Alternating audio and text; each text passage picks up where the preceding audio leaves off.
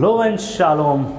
मैं आपका फिर से स्वागत करता हूं अपने YouTube channel the power of prayer पर। दोस्तों, जैसा कि आप जानते हैं, आज का हमारा टॉपिक है प्रभु यीशु मसीह की खाली कब्र। जी हाँ, आज तक हमने इस विषय पे कई सारे प्रचार सुने हैं, लेकिन आज हम इससे एक नई बात करने की कोशिश करेंगे। देखते हैं आज परमेश्वर हमसे इस विषय में क्या बात करने जा रहे हैं। इससे पहले कि मैं आगे बढ़ूं, मैं आपसे कहना चाहता हूं, यदि आप हमारे चैनल पर नए हैं तो इस चैनल को ज़्यादा से ज़्यादा लाइक शेयर सब्सक्राइब करें, जिससे कि हम परमेश्वर के वचन को ज़्यादा से ज़्यादा फैलाने की कोशिश करने पाएँ। हालेलुया। आइए हम सबसे पहले वचन की ओर बढ़ते हैं। मैं आपके बीच एक वचन पढ़ने जा रहा हूँ। यूहन्ना रचित सुसमाचार उसका अध्याय 20, उसका हम पहला वचन पढ़ेंगे। सप्ताह के पहले दिन मरियम मगदलिनी भोर को अंधेरा रहते ही कब्र पर आई और पत्थर को कब्र से हटा हुआ देखा। हालेलुया। जैसा कि आप सभी जानते हैं कि जब सप्ताह का पहला दिन आया और मरियम मगदलिनी सुबह सुबह कब्र के पास पहुंची, तो उसने क्या देखा कि कब्र पे से पत्थर हटा हुआ है। और इसी में अगर हम एक वचन और पढ़ें, यूहन्ना रचित सुसमाचार उसका अध्याय 20 उसका 11 वचन पढ़े, तो उसमें ये लिखा हुआ है, परंतु मरियम रोती हुई कब्र के पास ही बाहर खड़ी रही और रोते रोते कब्र की ओर झुककर दो स्वर्गदूतों को उज्जवल कपड़े पहने हुए, एक को सिरहाने और दूसरे को पैताने बैठा देखा, जहाँ यीशु का शव रखा गया था।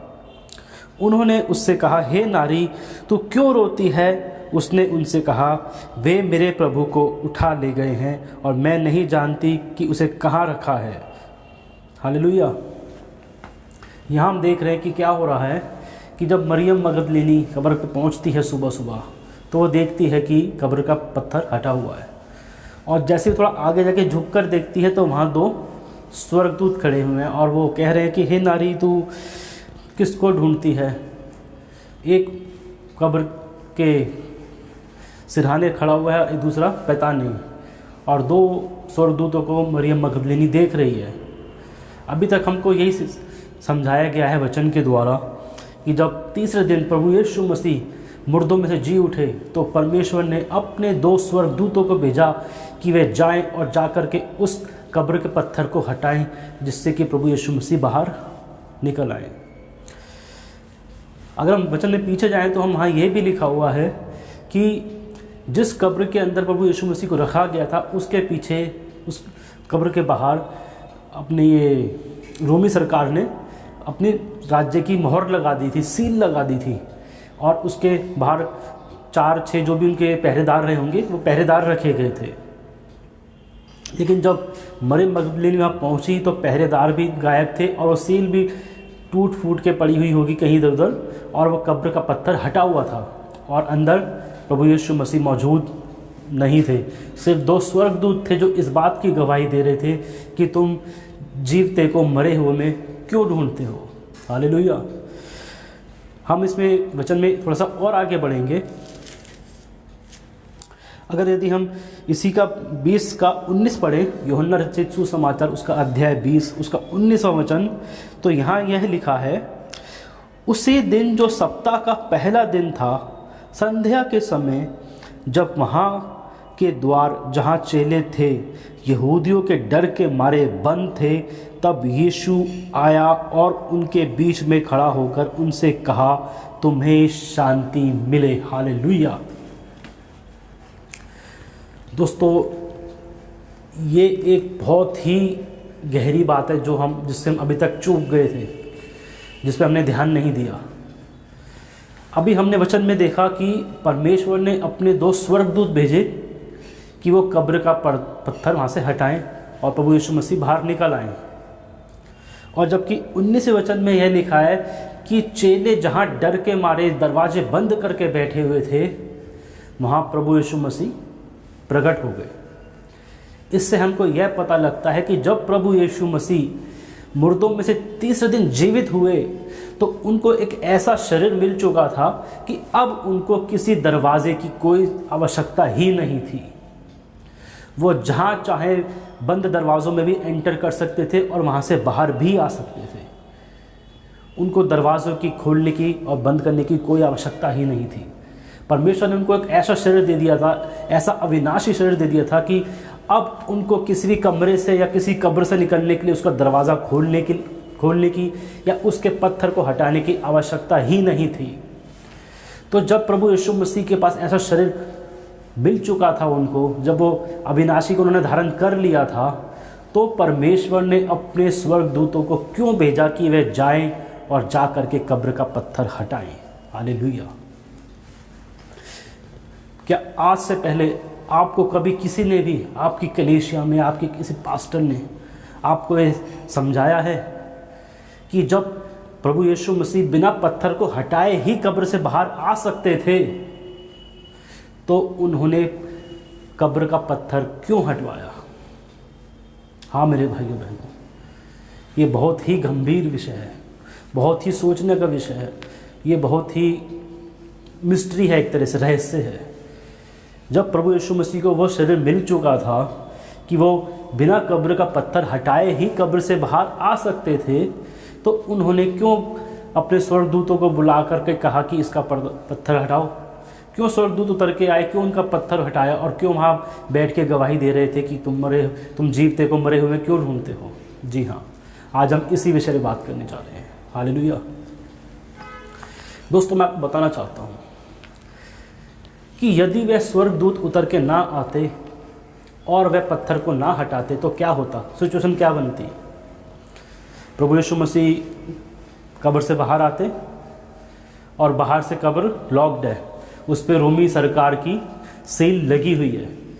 और जब परमेश्वर यीशु मसीह चेलों के सामने प्रकट होते कि मैं जी उठा हूँ, मैं मरे हुए से जी उठा हूँ, अपनी गवाही देते, और जब वह चेले बाहर जा कर के लोगों को बताते कि प्रभु यीशु मसीह जी उठा है, तो वह लोग उन चेलों को उसकी कब्र दिखाते कि देखो ये कब्र आज भी बाहर से बंद है, इस पे रोमी सरकार की मोहर लगी हुई है।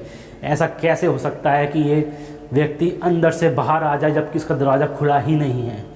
जो दरवाज़ा बाहर से सील हो रखा है उसमें से वो बाहर अंदर से बाहर कैसे आएगा? प्रभु यीशु मसीह जानते थे कि लोग इस प्रकार के सवाल करेंगे कि यह कब्र तो बाहर से बंद है, तो अंदर लेटा हुआ व्यक्ति बाहर कैसे आ जाएगा? यदि हम मान भी लें कि वो जी उठा है, तो उसको बाहर आने के लिए पत्थर तो हटाना पड़ेगा, रास्ता तो बनाना पड़ेगा, क्योंकि वह लोग तो नहीं जानते थे कि प्रभु यीशु मसीह ने अविनाशी को धारण कर लिया है, क्योंकि वह तो उनको एक आम इंसान ही समझते थे।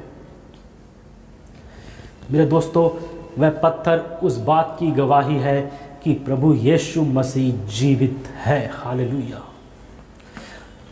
जब प्रभु यीशु मसीह चेलों पर प्रकट हुए, तब उनका दरवाज़ा बाहर से अंदर से बंद था, ताकि रोमी सरकार के लोग आकर के उन पर अत्याचार ना करें। वे सब डरे हुए थे कि जैसे उन्होंने उसको क्रूस पर चढ़ा दिया, कहीं वो हमको भी ना मारे, हमको भी ना चढ़ा दे।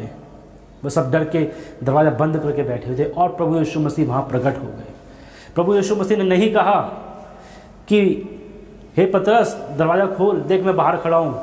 यूहन्ना, यहूदा इस्करियोती नहीं, दूसरा यहूदा, याकूब दरवाज़ा खोलो, देखो मैं बाहर खड़ा हूँ। प्रभु यीशु मसीह ने नहीं कहा। उनको किसी दरवाजे खुलने के बंद होने की आवश्यकता ही नहीं थी। वो सीधे कमरे के अंदर प्रवेश कर गए और उन्होंने कहा कि तुम्हें शांति मिले। हालेलुया। दोस्तों, वह पत्थर इस बात की गवाही है, हम लोगों के लिए, पतरस के लिए नहीं, यूहन्ना के लिए नहीं, याकूब के लिए नहीं, अंद्रियास के लिए नहीं, फिलिपुस के लिए नहीं, और बाकी चेलों के लिए नहीं, मरियम के लिए नहीं। वह गवाही हम लोगों के लिए है कि प्रभु यीशु मसीह जीवित है। उन लोगों के लिए इसलिए नहीं है क्योंकि उन्होंने तो उसको जीवित देखा था। जब वह जी कर उठ के बाहर आया तो उनके सामने प्रकट हुआ, और कितने लोग इस बात के गवाह थे जब उसको जीवित ही स्वर्ग पे उठा लिया गया। ये गवाही हम लोगों के लिए है कि हमारा परमेश्वर यीशु मसीह आज भी जीवित है। आज भी उसकी कब्र खाली है, और उसके कब्र पे लिखा है कि वह जी उठा है। यदि वह पत्थर ना हटाए गए होते तो आज हम और तुम, हम सब मिलकर के कह रहे होते कि जिसके जीने की तुम गवाही देते हो उसकी कब्र आज भी बाहर से लॉक है। ना तो उसमें कोई अंदर जा सकता है, ना ही उससे कोई बाहर आ सकता है। यीशु मसीह आज भी कब्र में ही है। हम लोग ये कह रहे होते यदि ये पत्थर ना हटाया गया होता। तो मेरे दोस्तों, मेरे भाइयों, मेरे बहनों, वो पत्थर प्रभु यीशु मसीह के लिए नहीं हटाया गया था कि वे बाहर आ जाए, वे पत्थर हमारे लिए हटाया गया था ताकि हम यीशु मसीह में आ जाएं। हालेलुया। दोस्तों, वह पत्थर वो पत्थर नहीं, वो दीवार थी जो हमारे और यीशु मसीह के बीच में थी। परमेश्वर ने जब वो पत्थर हटाया तो उस दीवार को भी हटा दिया जो हमारे और प्रभु यीशु मसीह के बीच में थी। लेकिन मुझे इस बात का बहुत अफसोस है कि हमारी आंखों पे आज भी वो पत्थर हट नहीं पा रहा है। हम यीशु मसीह को देखकर भी नहीं देख पा रहे हैं। हमने उसकी ऐसी महिमा देखी जैसे कि परमेश्वर के इकलौते पुत्र की, लेकिन जब हमने उसको देख लिया तब भी हम उसको नहीं देख पा रहे हैं। हम उसके पद चिन्हों पर नहीं चल पा रहे हैं, हम उसके जैसे नहीं बन पा रहे हैं। और जब मैं कहता हूँ कि हम उसके जैसे नहीं बन पा रहे हैं, तो मैं इस बात में एक बात आपके लिए और ऐड कर देता हूँ।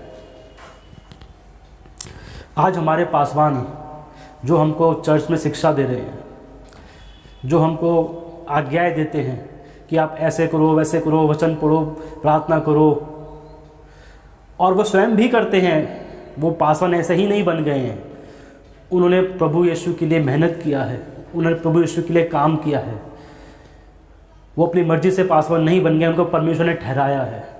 लेकिन हम अपने पासवानों के जैसे भी नहीं बन पा रहे हैं, तो हम यीशु के जैसे कैसे बनेंगे? मैं आपसे रिक्वेस्ट करता हूं, पहले आप अपने पासवान के जैसे बने। देखें आपके पासवान कैसे हैं, उनको कितना वचन का ज्ञान है, आप उनके जैसा ज्ञान एकत्रित करें।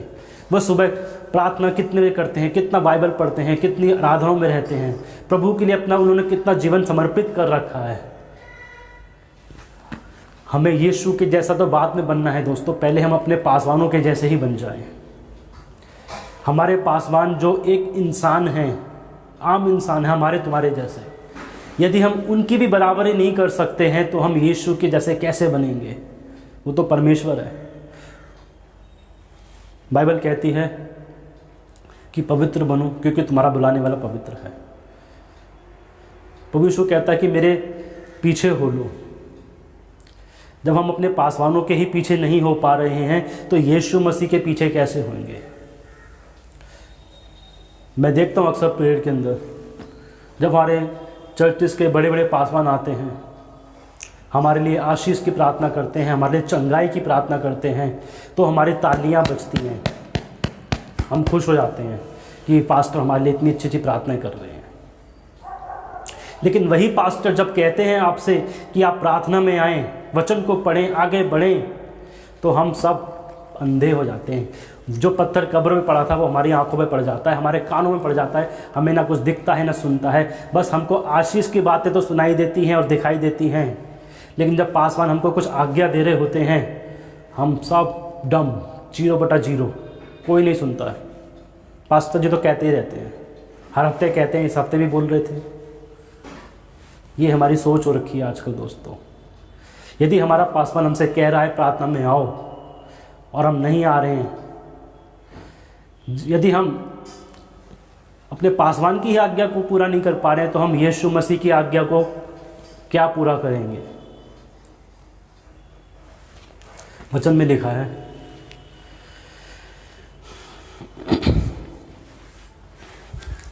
मैं आपके लिए वचन पढ़ देता हूं।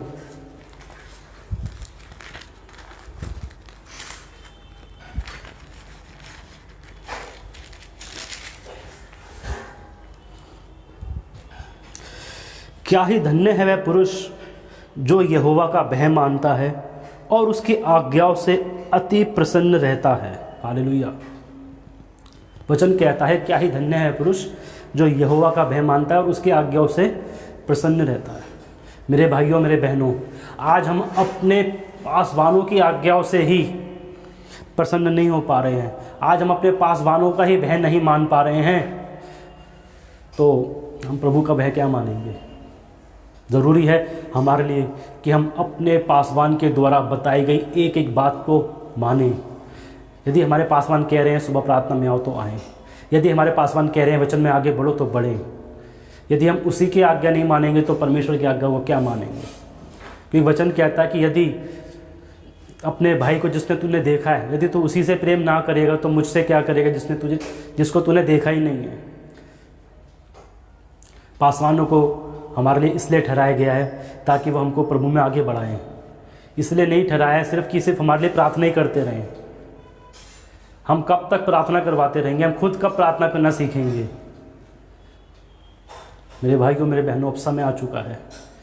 जब प्रभु यीशु मसीह ने उस पत्थर को हटा ही दिया है तो हम अब किस चीज़ का इंतज़ार कर रहे हैं? हम अपने जीवन से उस पत्थर को क्यों नहीं हटा रहे हैं? हम आगे क्यों नहीं बढ़ पा रहे हैं? प्रभु यीशु मसीह ने उस पत्थर को इसलिए हटाया ताकि हम और आप लोग जानने पाएँ कि हमारा परमेश्वर जीवित परमेश्वर है। हम उसकी महिमा में आगे बढ़ने पाएँ। उसने हमको मौका दिया कि हम उसको जानें, नहीं तो हम तो किसी लायक ही नहीं थे, हम किसी गिनती में ही नहीं थे। ये उसका अनुग्रह है, उसकी दया है, उसकी कृपा है कि हम उसको जानने पाए। और जब हमको ये मौका मिला है मेरे मित्रों, मेरे भाइयों बहनों, तो हम उस मौके को व्यर्थ ना जाने दें। ऐसा ना हो कि हम बाद में पछताएं कि हमने अपना मौका गंवा दिया। आज जब प्रभु ने आपको चुना है तो इसलिए नहीं चुना कि आप अपने घर में बैठ के 4 गानों पे तालियां बजाएं और प्रार्थना करके घर में बैठ जाएं। इसलिए चुना है कि आप परमेश्वर के राज्य का प्रचार करें, प्रभु के लिए कार्य करने पाएँ। हालेलुया। दोस्तों, मैं आपसे एक बात और कहना चाहता हूँ। जिस दिन परमेश्वर यीशु मसीह ने वो पत्थर कब्र पर से हटाया था, वो पत्थर संपूर्ण मानव जाति के ऊपर से हटाया गया था ताकि जो पूरी मानव जाति पाप में पड़ी है वो उस पाप से छुटकारा पाने पाए। प्रभु यीशु मसीह ने जब पत्थर हटाया था तो हम सब के लिए द्वार खोल दिया था कि हम उसकी महिमा में आगे आने पाए, उसकी महिमा को देखने पाए। लेकिन हम उस मौके को व्यर्थ कर रहे हैं। हम देख कर भी नहीं देख पा रहे हैं। प्रभु यीशु मसीह ने अंधों को आंखें दिया, किस लिए दिया? ताकि वह देखें। हम भी तो अंधे ही थे जब तक हम प्रभु में नहीं आए थे। हम देख कर भी नहीं देख पा रहे थे प्रभु को। मैं अपना बताता हूँ, मुझको कितनी बार लोगों ने प्रभु यीशु के बारे में बताया, लेकिन मैं नहीं देख पाया। क्यों? क्योंकि मैं अंधा था। लेकिन जब उसकी अनुग्रह की दृष्टि मुझ पर पड़ी और मेरी आंखें खुली तो मैं देखने पाया कि परमेश्वर यीशु मसीह ही एकमात्र परमेश्वर है। और आज मैं ये बात दुनिया को बताना चाहता हूँ।